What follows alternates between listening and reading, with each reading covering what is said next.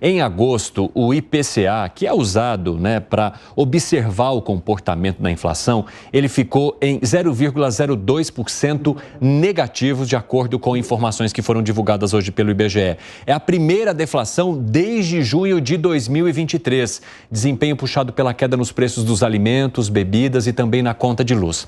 Vamos dar uma olhada então nesses números para trazer para vocês as informações. Bom, a gente está falando então de uma queda de 0,02%. Agora, se a gente olhar para o índice de preços ao consumidor amplo, o IPCA, acumulado dos últimos 12 meses, aí a gente está falando de uma alta de 4,24%.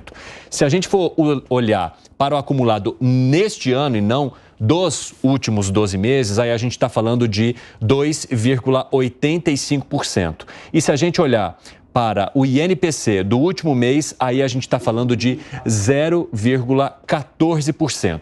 Gani, havia uma expectativa de um aumento, não exacerbado, mas que seria ali de 0,01, se não me engano, e não uma queda de 0,02. Sendo números tão pequenos, qual é a alteração ou o que muda entre o que era esperado e o que de fato aconteceu aqui? Absolutamente nada. Existe uma grande probabilidade de aumento da taxa Selic na reunião de setembro. Um mal necessário para combater a inflação. Por quê, Evandro?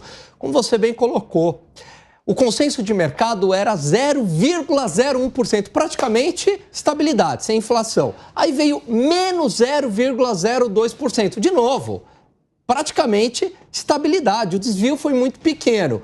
Portanto, não foi um número muito fora do esperado. E aí tem algo que chama atenção nessa deflação de agosto.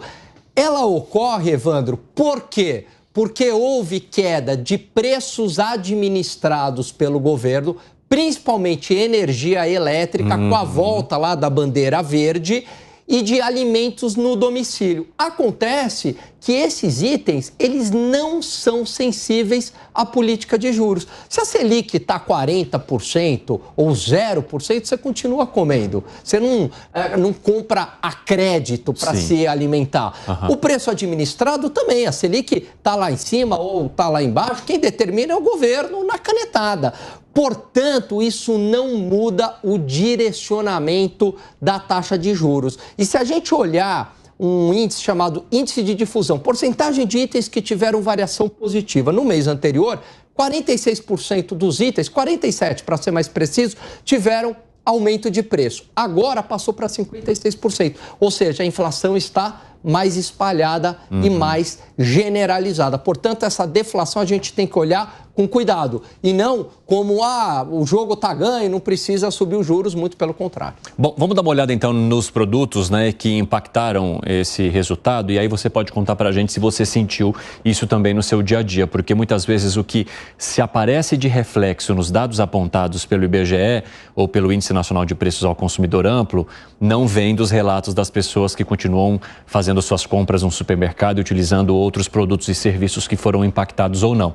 Então a gente tem uma queda no mês de... E aí, gente, é interessante, o azulzinho claro é a variação mensal, o azul escuro é a variação acumulada no ano. Então, se a gente olhar para alimentação e bebidas, a gente teve uma queda de 0,44% em agosto, mais um aumento de 2,85% no acumulado. A habitação também teve uma queda em agosto que impactou nesse número, mais 1,88% de crescimento ao longo aí do acumulado do ano.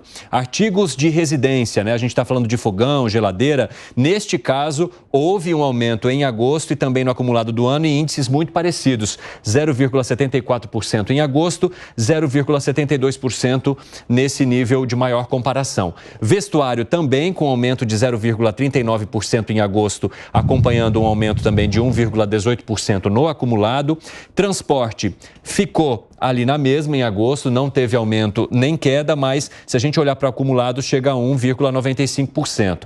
O saúde e cuidados pessoais, neste item, a gente teve também um crescimento de 0,25% no mês, com acúmulo de 4,87%. Despesas pessoais também de 0,25% e 2,61% de acúmulo. Educação, ela custou 0,73% a mais, com acúmulo de 6,53%. E se a gente pensar em comunicação, aí nós temos 0,10% no mês e 2,18% no acumulado. Gustavo Segré, como é que a gente deve olhar para isso que está no nosso dia a dia e entender os números gerais apontados, então, nesse levantamento do mês?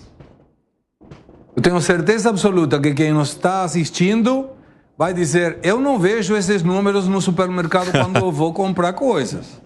Com certeza. Vamos prestar atenção no chat. Com certeza o comentário da nossa audiência deve indicar isso. Claro, uma deflação de 0,02 é nada, não reflete muito. Deflação, devemos lembrar que, se é continuada e tem números expressivos, também não é bom, porque as pessoas dizem: como o preço dos produtos está caindo, eu espero, não vou comprar, porque eu tenho a sensação de que vai continuar caindo, então seguro a demanda. Não é muito bom, não. Agora, uma coisa fica muito clara, e eu concordo com a Alan Gani: não tem a ver nada com aquele que esteja esperando. Então na reunião do Copom vamos ter uma manutenção da taxa de juros ou até uma queda. Não vai acontecer. A percepção do mercado é que vai continuar subindo a taxa de juros, mas não por uma situação da inflação, e sim por a quantidade de despesas que o governo está tendo. Então, vamos lá, calma. Deflação é 0,02, é praticamente estável, não muda muita coisa. Mas quando a gente observa que esse teto de 4,24 estaria perto de 4,5, devemos lembrar que está perto do teto. A previsibilidade do Conselho Monetário Nacional não é de 4,5. Isso quando a gente agrega a margem para baixo e para cima. Ô Zé Maria Trindade, sempre que a gente entra nessa discussão relacionada à economia e aos índices que são apresentados, a gente acaba desaguando no papel do governo também para conter isso a partir do corte de gastos. Há alguma sinalização mais concreta da possibilidade deste corte em 2024 e num planejamento para 2025? É zero a possibilidade, muito zero. É porque a arrecadação aumenta e aumentam os gastos, porque há uma relação direta, né? Os ministérios recebem porcentagem da arrecadação. Então é preciso fazer um ajuste estrutural.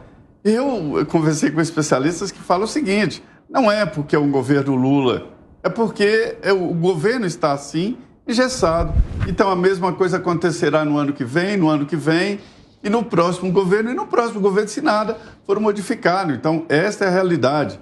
O IPCA, sim, é muito importante, né? Ele é um índice que reajusta vários contratos, inclusive de aluguel. Mas a economia é de ciclos, e ninguém domina esses ciclos assim completamente. Pode-se definir estratégias chamadas anticíclicas e tal, mas são ciclos da economia. O que nós temos que ver, e o Segré falou aqui muito bem, é sobre esta percepção. Essa percepção é quando você vai no supermercado, quando você compra algo e não está caindo o preço. E o supermercado está engolindo os salários, né? Porque os preços dos alimentos vêm numa crescente muito grande. E a agricultura e fornecimento de alimentos, isso é sazonal, isso muda de acordo com o mês. Muita chuva, pouca chuva, aumenta. E a previsão é de que há, nesse momento, um ponto favorável, principalmente aos gastos, aos preços administrados, por exemplo, como conta de luz e tal, né? Bom, eu quero falar... Você quer acrescentar algo, Nelsinho? Você não ia tocar num outro assunto com você, que é do Jovem Neném, mas pode falar. Muito rapidamente, Evandro, porque assim, eu não sou um expert em economia, aliás, não sou nem muito conhecedor de economia, aprendo muito com os nossos colegas aqui do 3 em 1, mas me parece algo natural, esses números aí, nada de extraordinário, porque eu estava vendo os números aí na tabela que a gente estava mostrando, e o nosso GC aqui diz que a deflação foi puxada pelos alimentos e pela conta de luz. em agosto. Mas daí é só comparar com julho, que é férias escolares. Então é natural que em julho tenha mais alimentos sendo consumidos, ou seja, mais procura do que em agosto. É natural que em julho, quando as crianças estão em casa, haja mais procura por uso de energia elétrica. Então em agosto isso diminui também. Então acho que é só natural que tem menos despesas por isso, porque por isso tem menos procura e há, por consequência disso, uma deflação nisso. E corrobora com essa ideia que me vem à cabeça quando a gente estava vendo os dados da educação, por exemplo, que a mudança de semestre, né? Sim. Muitas crianças vão gerar despesas e, portanto, há uma maior procura, foi um número que subiu. Educação em agosto comparado a julho, né? Que é o mês anterior.